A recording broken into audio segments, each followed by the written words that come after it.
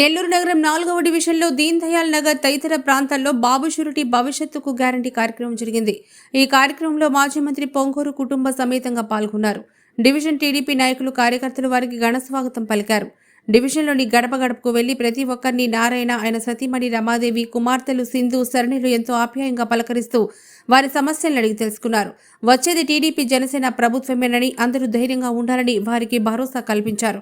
బాబు surety భవిష్యత్తుకు guarantee మేనిఫెస్టోను వివరిస్తూ ఈ 5 ఏళ్ల కాలంలో వైసీపీ చేసిన అరాచకాలు, దౌర్జన్యాలు, దోపిడీలను ప్రజలకు తెలియజేశారు.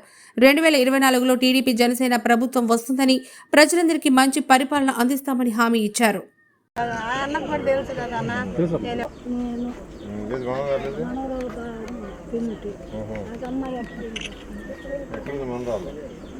భోజనాలు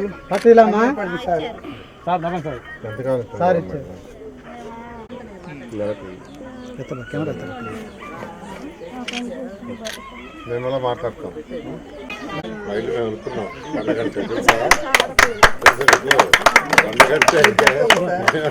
రోడ్లు రాకుండా కళ్ళకూడదే కదా సార్, పేడతానే కదా. అందరూ సపోర్ట్ ఉండాలమ్మా. నూతన సంవత్సరం 2024 మరికొన్ని గంటల్లో ఎంటర్ కాబోతుంది. ఈ రాష్ట్ర ప్రజలందరికీ నూతన సంవత్సర శుభాకాంక్షలు. ఈ నూతన సంవత్సరంలో ప్రతి ఒక్కరూ, ఈ రాష్ట్రంలో ఉన్న ప్రతి ఒక్కరూ వారి యొక్క వ్యాపారాల్లో వృద్ధి కావాలని, వారు చేసే వృత్తి ఏదైతే ఉందో దాంట్లో కూడా డెవలప్ కావాలని, అదేవిధంగా విద్యార్థులు వాళ్ళు బాగా చదువుకొని ఉన్నత స్థితికి పోవాలని కోరుకుంటున్నాను.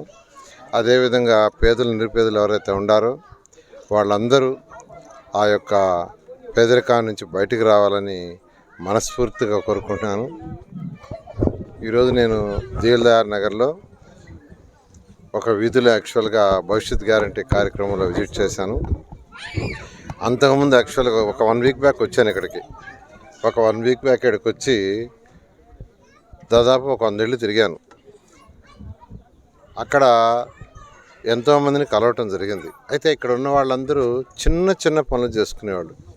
ఇప్పుడు ఏదైతే మనం ఉన్న వీధిలో తిరిగితే ఎక్కువ మంది పాసి పని, కూలి పని ఎక్కువ మంది. ఆల్మోస్ట్ ఈ వీధిలో 90% మంది కూలీలకు పోతున్నారు మగవాళ్ళు. ఆడవాళ్ళు వచ్చి ఈ పాసి పని వాటి చేసుకుంటున్నారు. వాళ్ళకి ఆదాయం ఎంత వస్తుందంటే, ఎంతమంది ఇళ్లలో చేస్తున్నారంటే రోజుకి 2 ఇళ్లలో చేస్తున్నారంట. ఎంత వస్తుందంటే 2000 నుంచి 3000 నెలకి. అంటే మగవాళ్ళు తీసుకొచ్చే ఆ కూలీనాలి, ఆ ఆడవాళ్ళు చేసే యొక్క ఆ 1000, 2000, 3000తో చేదోడు వాదోడుగా వాళ్ళ జీవితాన్ని గడుపుతున్నారు. అంతేకాకుండా ఇక్కడ ఎక్కువ మంది ఈ కాలనీ అంతా గతంలో ఎన్టీ రామారావు యొక్క పీరియడ్లో కట్టడం జరిగింది. ఆ తర్వాత తెలుగుదేశం గవర్నమెంట్లో కొన్ని ఇళ్ళు కట్టారు.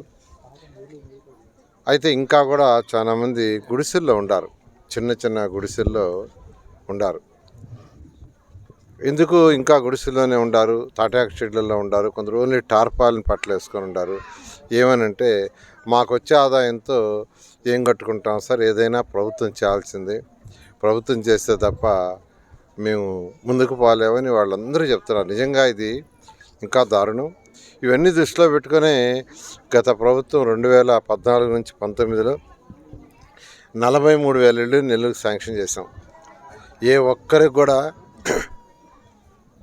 ప్రతి ఒక్కరికి సొంత ఇళ్ళు ఉండాలా, ఏ ఒక్కరు కూడా ఇల్లు లేకుండా బాధపడకూడదని. అయితే ఎలక్షన్ రావటం, ఎర్లీగా రావటం, అనుకున్న టయానికి మేము అందరికీ హ్యాండ్ ఓవర్ చేయలేకపోయాం. అయితే ఈ వచ్చిన ప్రభుత్వం హ్యాండ్ ఓవర్ చేసేసి ఉండొచ్చు, అట్లన్నిటి పూర్తి చేసి. వాళ్ళు కూడా దాన్ని నెగ్లెక్ట్ చేశారు.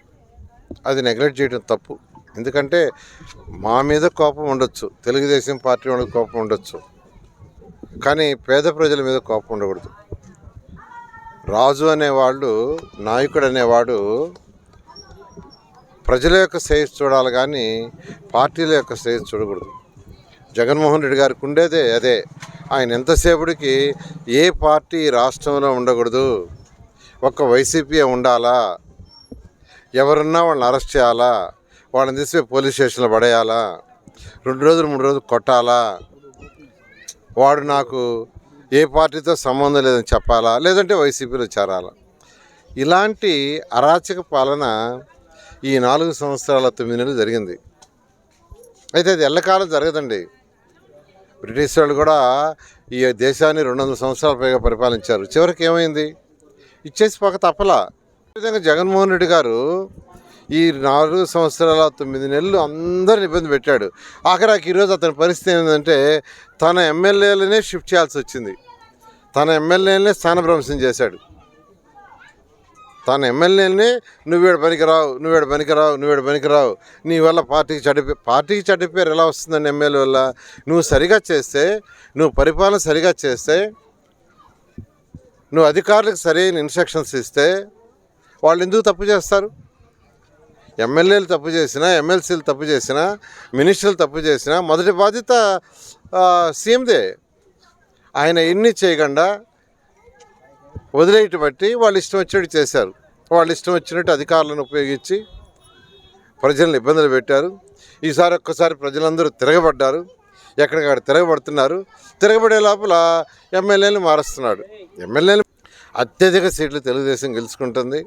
మళ్ళా ఈ రాష్ట్రంలో సుపరిపాలన అటు పేదలు నిరుపేదలు ఎవరైతే ఉండారో వాళ్ళందరికీ మాజీ మంత్రివర్యులు అలాగే నెల్లూరు నగర ఇన్ఛార్జ్ పొంగూరు నారాయణ గారి ఆదేశానుసారం ఈరోజు సార్తో కలిపి ఈరోజు దీనదయాళ్ నగర్లో డోర్ టు డోర్ అంటే ప్రతి ఇంట్లో 15 నిమిషాల నుంచి 20 నిమిషాలు స్పెండ్ చేసి వాళ్ళ సాధక బాధలన్నీ విని వాళ్ళకి ఏదైతే బాధలు ఉన్నాయో సపరేట్గా స్టాఫ్ని పెట్టి వాళ్ళ దగ్గర పిల్లల్ని పెట్టి రాయించి వాళ్ళకి ఏం ప్రాబ్లమ్స్ ఉన్నాయి, మీకు ఇల్లు లేదా, లేకపోతే మీకు ఏదైనా ఆరోగ్యం బాగాలేదా, లేకపోతే మీకు ఏం సమస్యలు ఉన్నాయని చెప్పి అన్నీ నోట్ చేసుకొని, అంటే వేగ్గా ఏదో వినడం సార్ వెళ్ళిపోవడం కాకుండా అన్నీ ఎంటర్ చేసుకొని మళ్ళీ వాటిలన్నింటిలో కూడా సిస్టంలో ఎంటర్ చేసి పలానా డివిజన్లో ఈ ప్రాబ్లమ్స్ చెప్పారు, పలానా వ్యక్తి వాళ్ళ పేరు, వాళ్ళ ఫోన్ నెంబర్ అన్నీ కూడా ఎంటర్ చేసుకొని ఆ ప్రాబ్లమ్స్ అన్నీ సాల్వ్ అయ్యేదానికి నారాయణ సార్ ప్రత్యేకంగా కృషి చేస్తున్నారు.